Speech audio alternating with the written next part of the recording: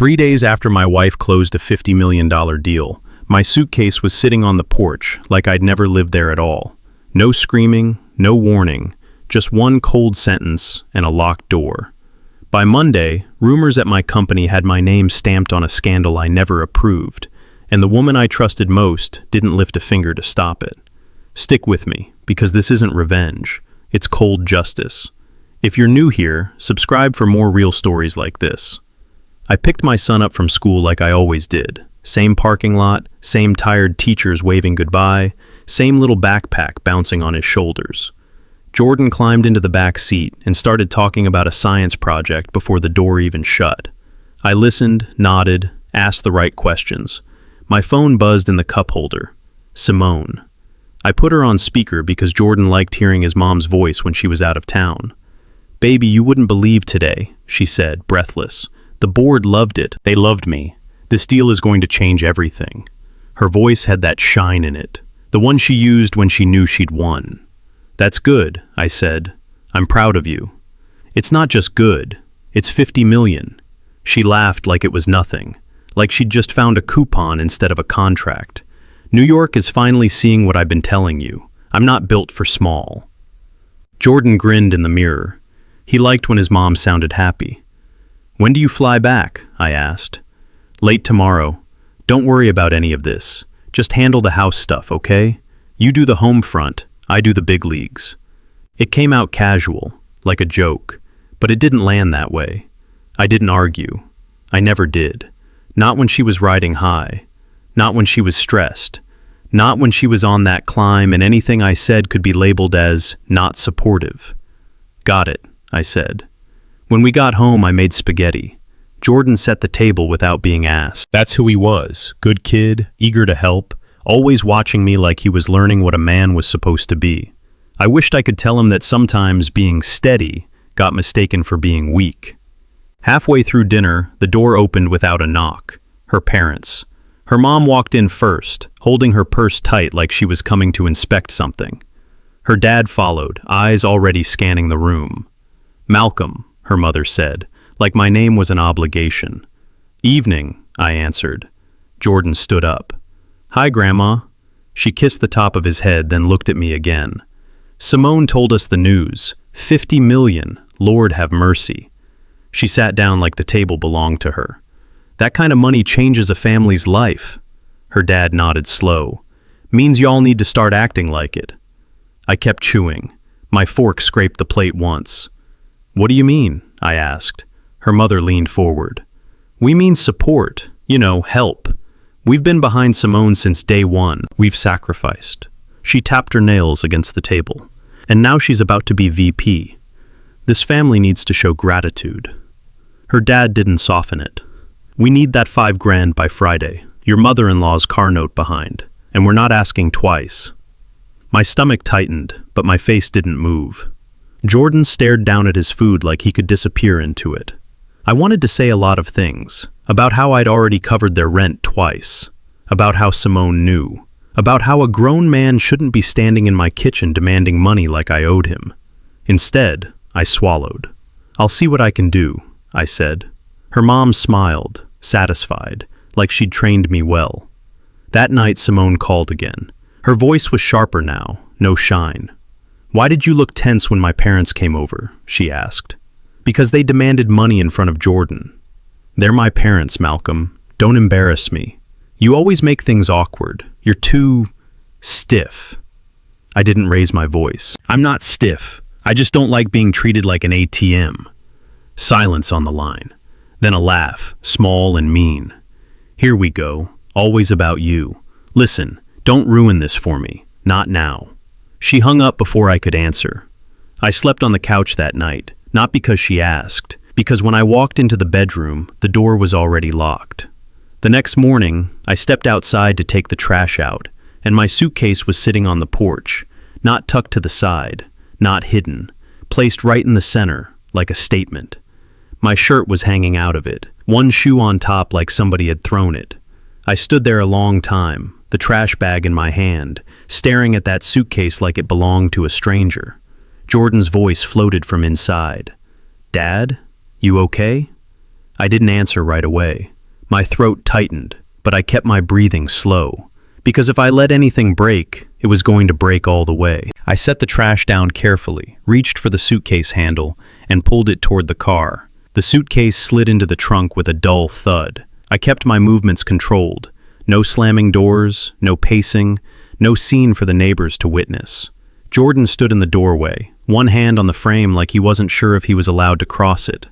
"Where are you going?" he asked. I crouched so we were eye level. My voice came out steady, even though my chest felt tight. "I've got a work trip. Just a few days. Mom knows?" I paused. "Yeah," I said, because I didn't know what else to say. I hugged him longer than usual. He smelled like school hallways and peanut butter crackers. He didn't pull away. Inside, the house stayed quiet. No footsteps from upstairs, no door opening. Simone didn't call out. She wanted it that way.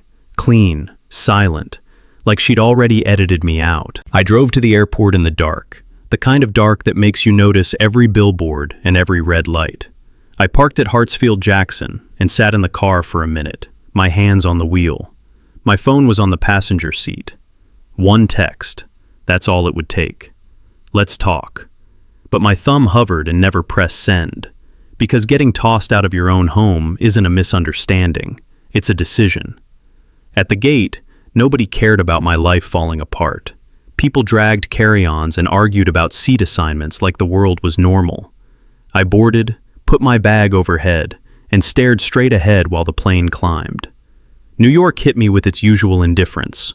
I took the train, then a bus, then walked 4 blocks to a Queens neighborhood I'd never had a reason to learn. The Airbnb was the kind of place you rent when you don't want anyone asking questions. Small room, thin walls, a lock that looked like it had been replaced too many times. The host left one towel and a note that said, "Enjoy your stay." I sat on the edge of the bed and finally checked my phone. 2 missed calls from Simone. No messages. That figured. I opened my work email instead. Habit, responsibility, control. A text came through before I even reached the inbox. From Darius, a guy in my department. "Bro, you okay? Heard you got put on leave. Something about the risk clauses in Simone's deal." My eyes narrowed. I read it twice, like the words might rearrange themselves into something else. Put on leave, risk clauses, Simone's deal. I hadn't touched her contract, not even a glance. Sales ran their own track, legal did theirs, and compliance only stepped in at defined checkpoints. That was the system. That was why I'd built my career around process, because process was supposed to protect people from exactly this kind of mess. Another text followed, same thread. "They sang your name on the final sign-off. I don't know what's real. Just checking." My mouth went dry. I called Darius immediately. "Who said that?" I asked. He lowered his voice like he was afraid the walls at his house had ears. "Man, it's floating. HR been tight. Grant's office been pulling folks in. People whispering like you did something. Grant Holloway, EVP Operations. A man who smiled when he wanted something and never when he didn't. I'm not on leave," I said, more to myself than to Darius. "I'm scheduled to be in the office Monday. Just watch your back," he muttered. The call ended, but my mind didn't. It started moving fast, breaking down timelines, access points, who had what authority. I sat there and realized something I hadn't let myself consider yet. Simone didn't just kick me out. She may have shoved me into a fire. I needed a second set of eyes. Someone who knew the system but didn't owe Simone loyalty. I scrolled through my contacts until I found Elena Ramirez, compliance analyst, sharp as a blade, the kind of person who didn't waste words. She picked up on the second ring. "Malcolm?" Her tone shifted instantly. "You don't call this early unless it's bad." "I'm in New York," I said. "I need to see you, today." She didn't ask why. She just told me where. A diner in Jersey, neutral ground, not too close to the office, not too far to reach. An hour later, I sat across from her in a booth that smelled like coffee and fried eggs. Elena studied my face, then slid her phone across the table. "You're trending in the wrong direction," she said. On the screen was an internal chat thread, half rumor, half accusation. My name. Words like compliance failure and signed off and scapegoat stacked like bricks. Elena leaned in, voice low. Rumors move faster than paperwork. Don't try to fight this with emotion. Keep your head cold. Keep everything. I stared at the screen, my jaw clenched. I didn't approve anything, I said.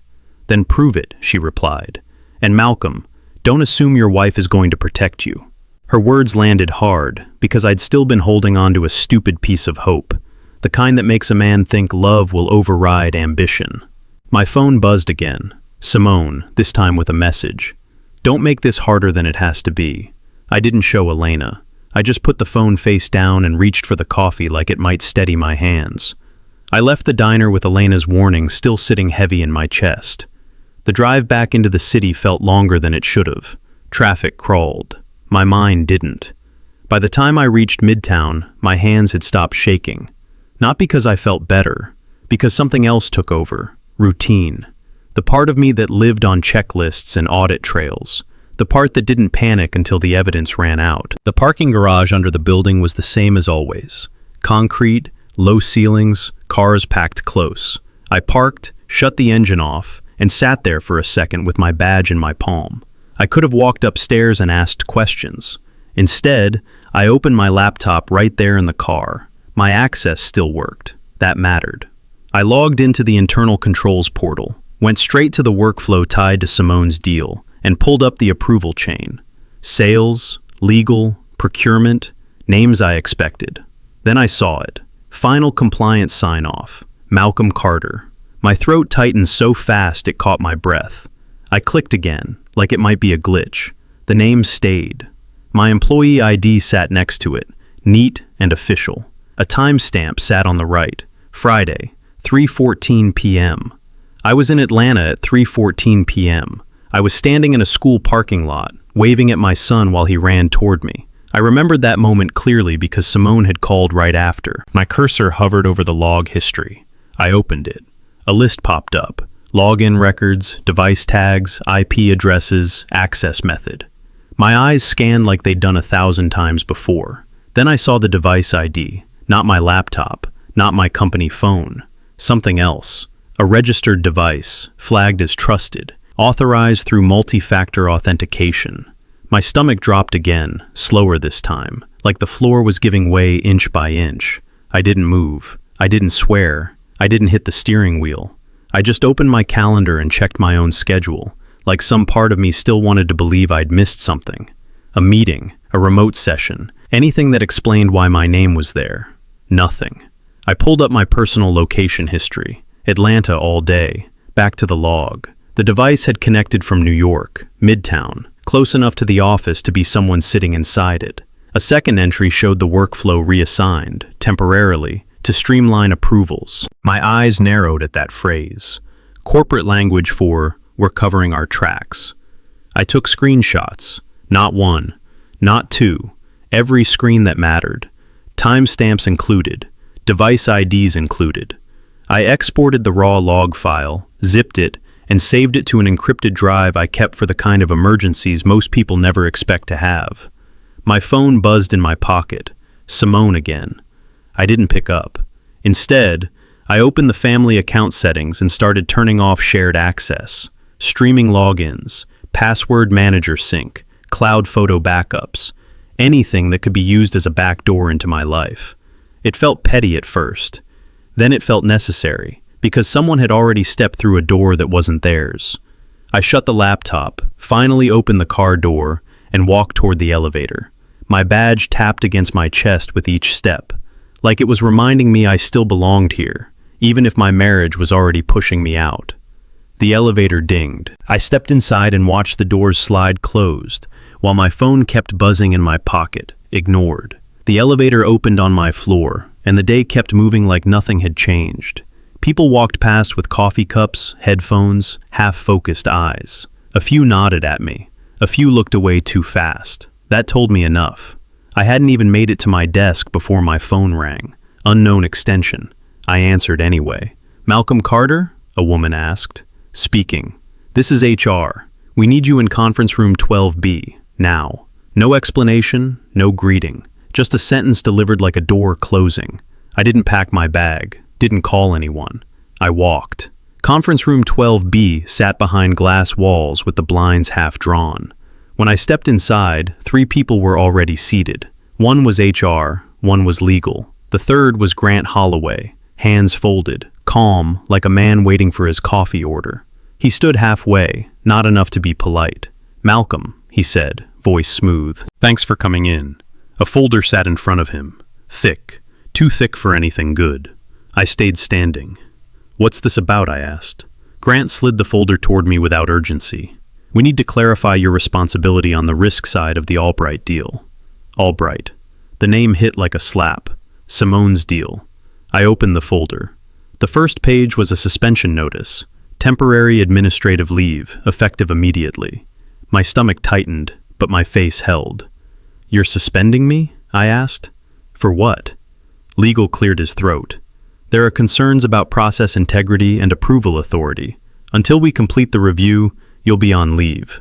Grant nodded, like the decision had already been discussed and this meeting was just theater. "Standard procedure," he said. I looked down at the paper again. It listed my name as having completed final compliance sign-off. I tapped the page. That approval wasn't me. Grant didn't blink. "According to the system, it was." HR spoke next, softer, practiced. "We're not accusing you of wrongdoing at this time. We're saying we need to investigate." Investigate. That word always sounded polite until it got attached to your paycheck. Grant leaned back. "We also have Simone joining us," he said, like he was doing me a favor. The screen on the wall lit up. Simone's face appeared, framed neatly, makeup flawless, background blurred like she was still in some hotel suite in Manhattan. She smiled at the room, not at me. "Hi," she said. I stared at her, waiting for something human, something that showed she understood what was happening. Instead, she spoke like she was reading a statement. "Malcolm oversees compliance. If his name is on the approval chain, that's his responsibility." My jaw clenched. I didn't raise my voice. I didn't even move toward the screen. "Simone," I said, quiet. "You know where I was." She shrugged slightly. "I don't track your schedule, Malcolm. I was working. We all were." Grant watched the exchange like it entertained him. "So you're saying you didn't approve it," he said. "But you can't explain how your credentials were used." I could. I just wasn't going to hand them my whole defense while they were still setting traps. "I'm saying you're suspending the wrong person," I replied. Legal slid another paper toward me. "You'll surrender your company laptop and access badge at the end of this meeting." I looked at my badge hanging from my belt. A small piece of plastic, but it felt like my name. Simone's voice came again, colder now. "Don't turn this into a scene," she said. "Just cooperate." I held her gaze through the screen. "I'm not the one making a scene," I answered. Grant stood, signaling the end. "We'll be in touch," he said. "Try not to contact employees during the review. It complicates things." I handed over my badge at the security desk without argument. The guard avoided my eyes. He didn't know me, not really. He just knew the rule. Outside, my phone buzzed again. A bank alert. Account access restricted due to review activity. I opened my banking app. The joint account, locked. No transfers. No withdrawals. My Airbnb payment was scheduled that afternoon. I walked to the nearest ATM anyway, because part of me still expected life to act normal if I just kept doing normal things. I slid my card in, typed my PIN, and waited. Transaction denied. I tried again. Same message. People lined up behind me, shifting their weight, checking their watches. I stepped aside so they could go around. My hands stayed steady, but something inside my chest tightened hard, like a fist closing. No home in Atlanta. No access at work. No money that belonged to me yesterday. I pulled my phone out and opened my messages. Simone had sent one more. "This is bigger than us. Don't ruin it." I stared at the screen, then put the phone back in my pocket and started walking toward the subway, already counting what I had left in my personal account, and how long I could keep my son's life from collapsing along with mine. My Airbnb host sent a reminder that the next payment would process at midnight. I replied with a simple, "Working on it," then opened my banking app again, hoping the lock had lifted. Nothing changed. I had enough in my personal account to cover a few days, but not long.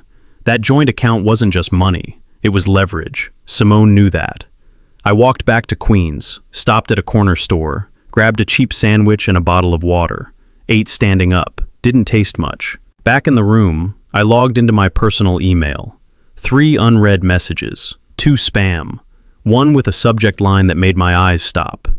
"You're the scapegoat." No greeting, no signature, just that sentence.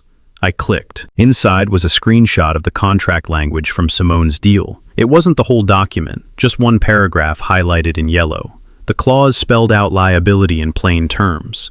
If fraud or misconduct was found, compliance oversight would be named first. The company would claim failure of internal controls. The fallout would go to the person responsible for sign-off. Me. My name wasn't in the clause, but my job title might as well have been. Under the screenshot, one more line. "Grant set this up. Stop talking. Start documenting." I sat there with the laptop open, my elbows on my knees. I didn't feel surprised. I felt confirmed. There's a difference. The email could have been a trap. It could have been someone trying to stir the pot. But the screenshot looked real. The formatting matched our templates. The wording matched how legal wrote things when they wanted accountability, without saying the quiet part out loud. I forwarded it to an encrypted folder I kept on a private drive, then called Elena. She answered quick. "You got something," she said. "An anonymous email," I replied. "Scapegoat. Contract clause. It points at Grant." A pause, then a low exhale. "Meet me," she said. "Brooklyn Bridge Park, an hour." I got there early, sat on a bench and watched people walk past like their lives were still clean. Couples laughing, tourists taking photos, a guy jogging with his dog like stress was something you could outrun. Elena showed up with a tote bag and that focused look she always had when she was in work mode. She didn't hug me. She didn't ask how I was holding up. She just sat down and said, "Let me see." I handed her my phone. She read the email, the screenshot, the last line. When she finished, she looked straight ahead for a second, then turned back to me. "First rule," she said, "stop talking to your wife." I didn't react. That advice should have felt extreme. It didn't. "If she's part of this," Elena continued, "every word you give her becomes ammunition. Don't argue. Don't explain. Talk to a lawyer. Talk to process. Talk to paper." I nodded once. Something in me closed up right then. Not anger, not hatred, just a door quietly shutting. My phone buzzed while we sat there, an email notification from HR, then another, then a calendar invite I wasn't included on but could still see a thread preview. Elena leaned closer. "What is it?" she asked. I opened the first email. It wasn't from HR directly. It was a forwarded message someone had accidentally copied me on before they realized. From Simone. She'd written to HR and the board, describing me as unstable, volatile, and increasingly aggressive. She claimed I'd threatened her, claimed she feared for her safety, claimed I'd been obsessed with controlling the narrative. I read it twice, then handed the phone to Elena without a word. Elena's face didn't change much, but her eyes got harder. "She's building a shield," she said, "and she's using your silence as proof." I swallowed, kept my voice even. "So now I'm not just suspended," I said. "I'm dangerous." Elena handed my phone back. "That's what she's selling," she replied. "And people will buy it because it's easier than asking questions." A couple walked past us, laughing. Elena watched them for a second, then looked at me again. "You can't fix this with a conversation," she said. "You fix it with evidence." I slipped the phone into my pocket and stood up. My legs felt heavy, but the path in front of me felt clearer than it had all week. On the way back toward the subway, I pulled up my contacts and searched for one name I hadn't called in years. A lawyer I trusted. My thumb hovered over the number, then pressed dial. The lawyer I called didn't waste time with sympathy. "If you're telling the truth," he said, "stop thinking like a husband. Start thinking like a witness." His name was Randall Pierce, DC-based. Corporate fraud, whistleblower cases, the kind of work that moved quietly until it didn't. We'd met years ago when my department had supported an internal investigation. I trusted him because he didn't like drama. He liked facts. By morning, I was on an Amtrak to Washington, D.C., sitting between a woman scrolling through real estate listings and a guy snoring with his mouth open. Nobody knew why I was headed south. Nobody cared. Randall's office was near K Street, clean and boring in the way serious places always are. No flashy art, no inspiring quotes on the wall, just files, printers, and people moving fast. He shook my hand and gestured toward a chair. "Show me what you have." I plugged in my encrypted drive and laid it all out. Workflow screenshots, login history, device IDs, timestamps, IP ranges. I showed him the anonymous email, Simone's message to HR, the suspension notice. Randall leaned forward, eyes narrowed. "They're positioning you as the fall guy," he said. "That's step 1. What's step 2? I asked. He tapped the screen where my employee ID appeared beside the final sign-off. Step 2 is cleaning up the trail. Once they realize you're collecting evidence, the system logs will expire or corrupt or reset. He slid a legal pad toward me. "We're going to preserve everything. Properly.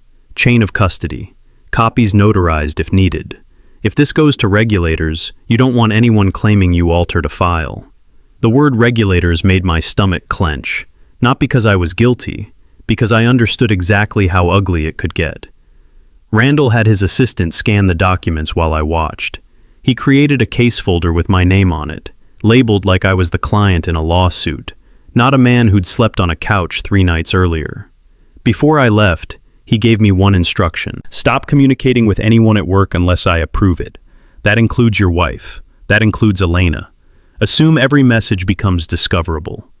I nodded, then asked the question I'd avoided all week. "How bad can this get?" Randall didn't sugarcoat it. "Bad enough that you lose your career if you mishandle it. Clean enough that you win if you don't." I took the train back to New York the same day. No sightseeing, no breaks. Just straight back to Queens, back to that small room that had started to feel like a bunker. I pulled my laptop out and rebuilt the timeline from scratch. Not from memory, from data.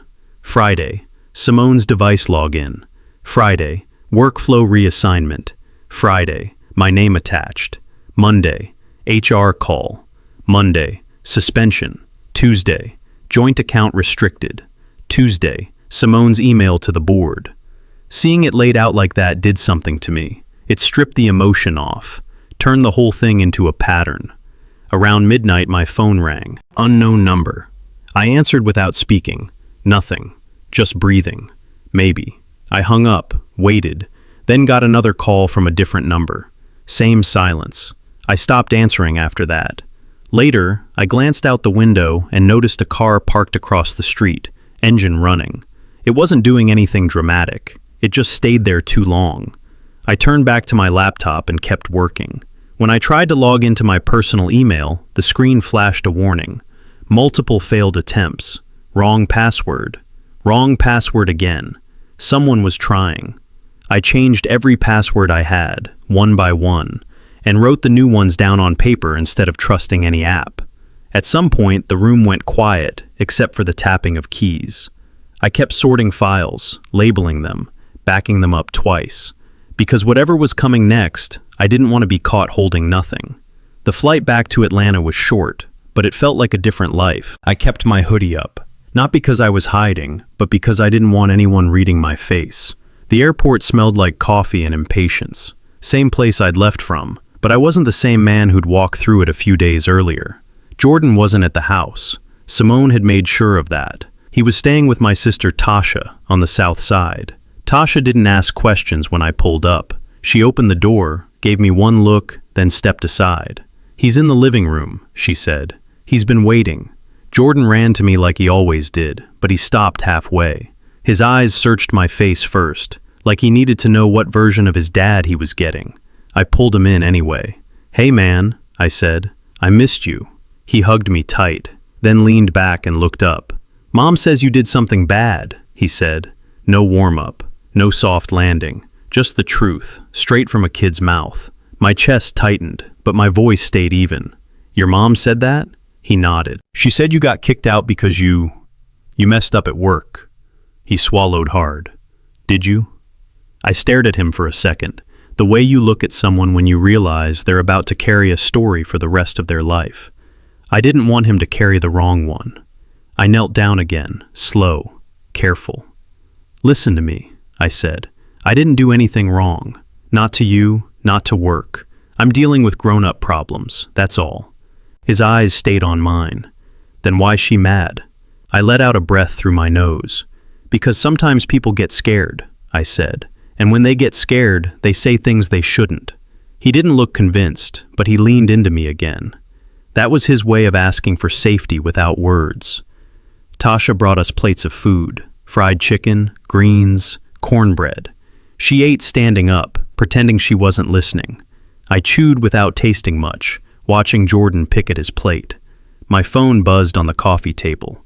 An email notification. Company domain. I opened it. Notice of potential external referral. The message was formal, cold, and full of phrases that sounded harmless until you knew what they meant. Due to the seriousness of the allegations, the company reserved the right to refer findings to appropriate authorities. Appropriate authorities. That was the line. The one meant to make you sweat. I didn't show it to Jordan. I didn't show it to Tasha. I just locked the screen and slipped the phone back into my pocket. Then Simone's parents called. I almost ignored it. Almost. But I answered because I wanted to hear how far they were willing to go. Her father didn't even say hello. "You selfish son of a," he started. "Watch your mouth," I said, calm. He laughed, bitter. "You think you got the right to talk? You ruining my daughter's future. She worked too hard to have her name dragged down by a man who can't keep up." Her mother jumped in, voice sharp.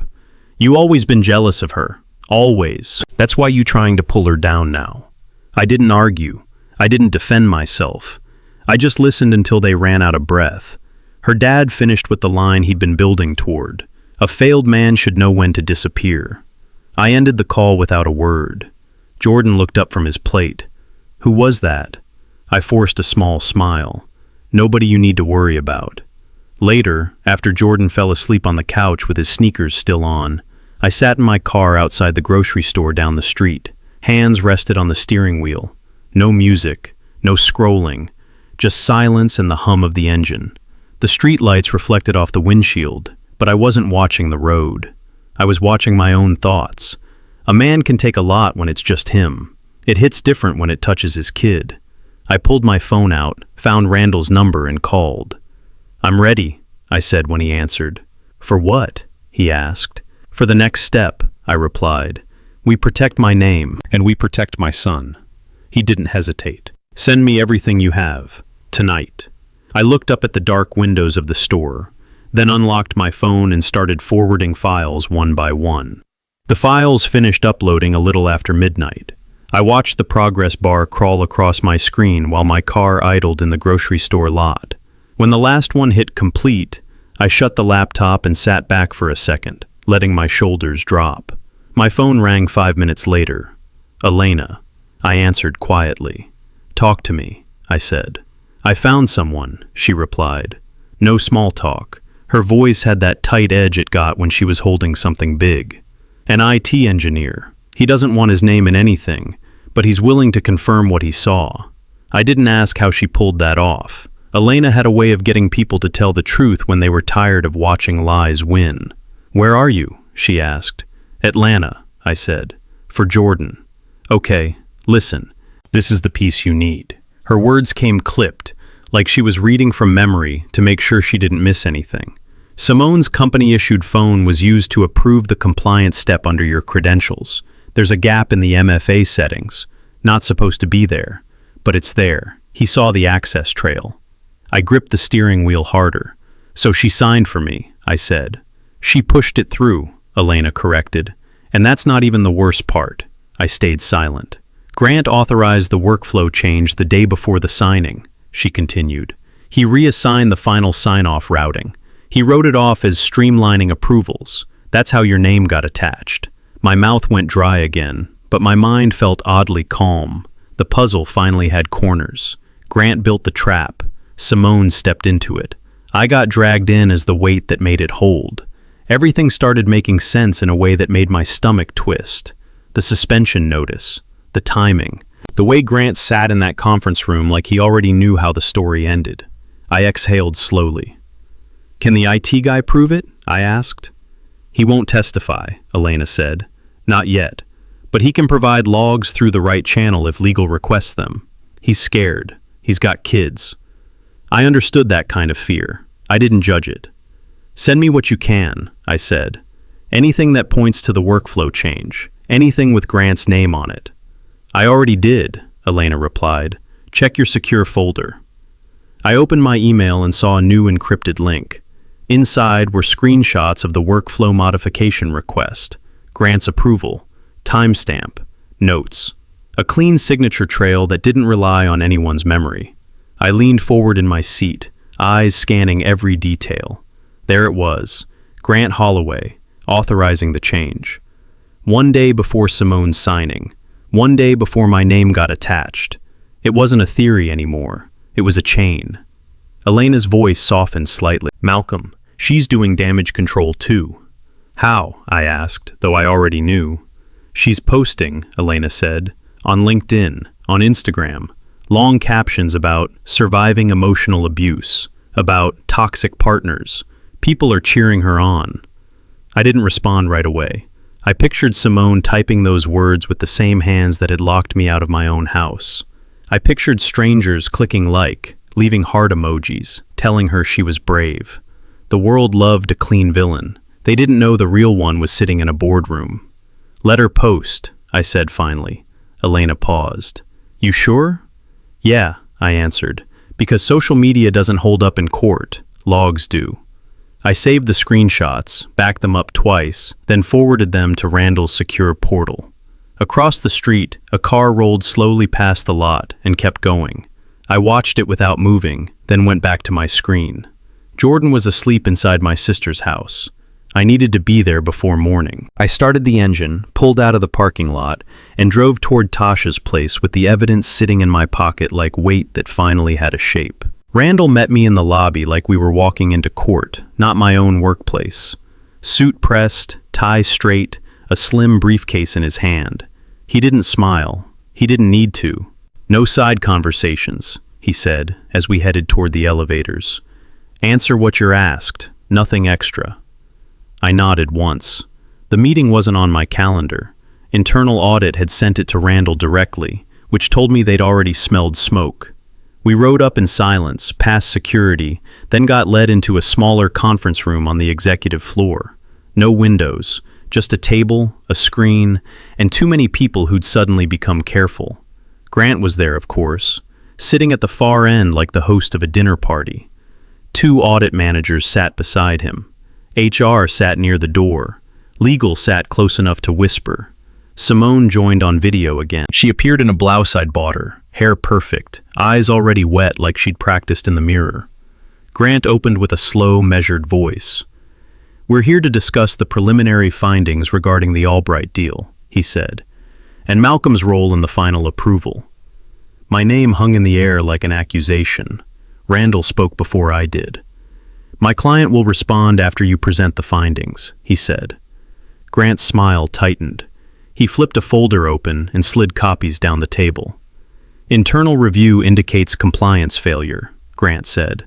Specifically, an unauthorized final sign-off performed under Malcolm Carter's credentials.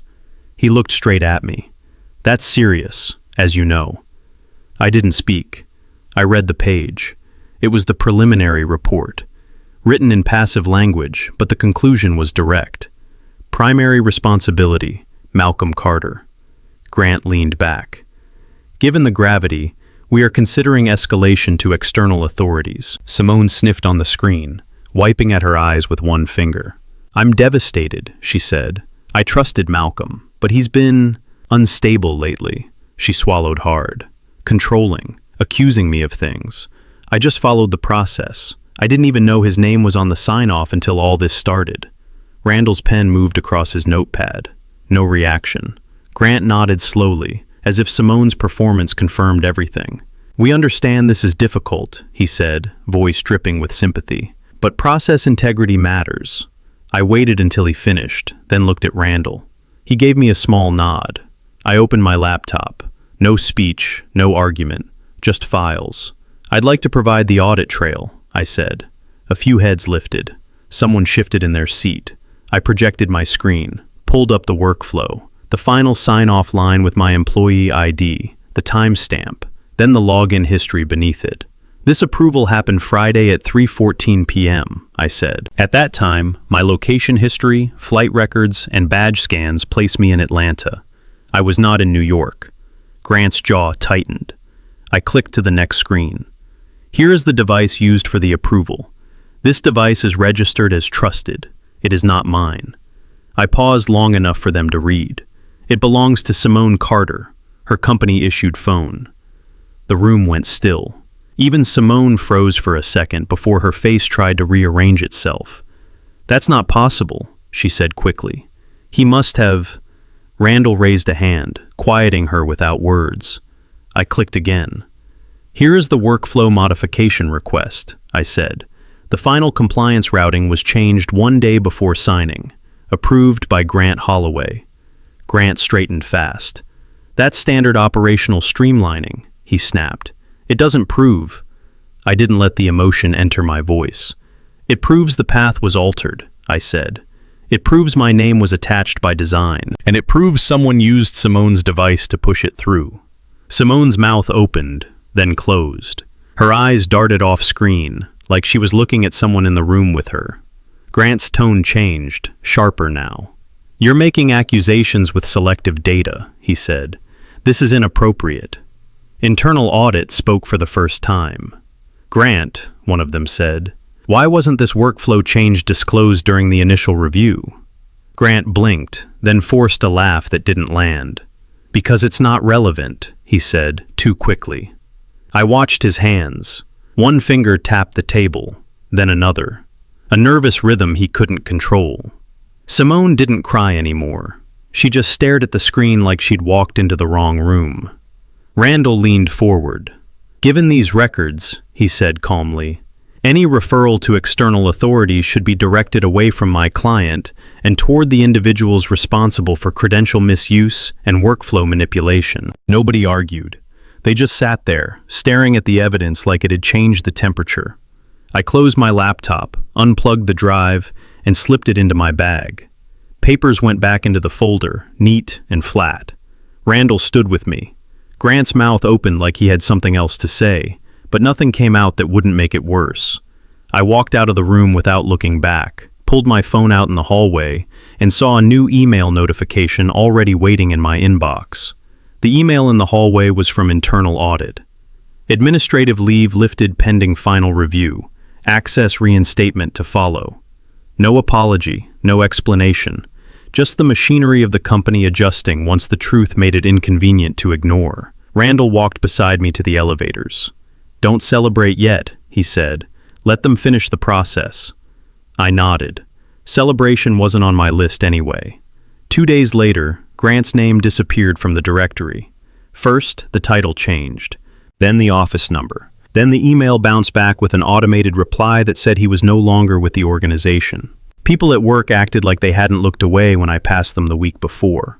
A few stopped me in the hallway with quiet voices. "Man, I'm glad that got cleared up." Cleared up, like it had been a scheduling issue. I didn't correct them. I just kept moving.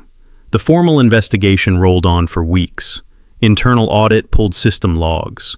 IT did device forensics. Legal interviewed people who suddenly remembered details. At some point, the company sent an official referral to federal authorities for fraud and system manipulation. They didn't mention my name in that referral. That was the only thing that mattered. Simone tried to call once, then twice, then left a voicemail that started with my name and turned into sobbing. I didn't listen to the end. Randall advised me not to. A civil suit hit her before the month was over. The company claimed damages. The partner on the deal threatened arbitration. Her LinkedIn posts stopped. Then her profile went private. Then her job title vanished too. I heard she tried to blame Grant. I heard she said she'd been pressured. I heard she told her parents she did it for the family. None of it changed what she chose to do when it was easiest to throw me away. Jordan's custody was the part that kept me up at night. Not because I was unsure of my love for him, but because I knew how ugly custody fights could get when someone wanted to punish you instead of co-parent. Simone's HR email calling me unstable didn't help her in court. The logs didn't help her either. Neither did the fact that she'd locked me out and left our son to hear rumors at school. The judge didn't care about feelings. The judge cared about stability. So did I. The divorce paperwork was thin. Randall helped. I signed where I needed to sign. I didn't write a letter. I didn't ask for closure. I didn't request a conversation for old time's sake. A man doesn't beg for dignity. By the time everything became official, I was back in Atlanta full-time. Different house. Not as big. Closer to Jordan's school. Quiet enough to breathe. One Saturday morning, I took Jordan to a park near our neighborhood. He ran ahead toward the swings, then the basketball court, then the grass where kids were throwing a football. His laughter carried without effort, like it belonged to him again. I stood near the bench and checked my phone out of habit. One new message, from Simone. Please. Just that word. No explanation, no apology, no accountability. A door cracked open, hoping I'd step back through. I stared at the screen for a few seconds, then turned it off. Jordan waved at me from the grass, asking with his eyes if I was coming. I slipped the phone into my pocket and walked toward him, matching his pace as he started running again.